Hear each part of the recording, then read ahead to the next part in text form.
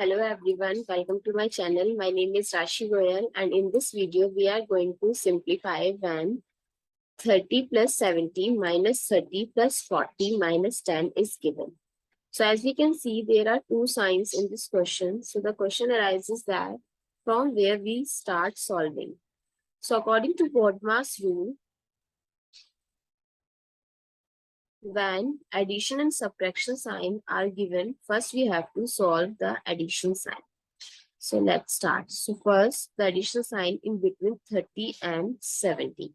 So 30 plus 70 is 100 minus 30 plus 40 minus 10.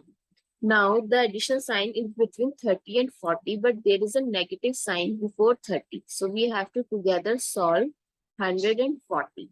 So 100 plus 40 is 140 minus 30 minus 10. So 140 minus 30 is 110 minus 10. So 110 minus 10 is 100. So that's how we can solve this type of simplification when two or more than two signs are given. Solve step by step. Thank you so much for watching this video. If you find it useful, please give us a thumbs up and don't forget to subscribe to my channel. Thank you.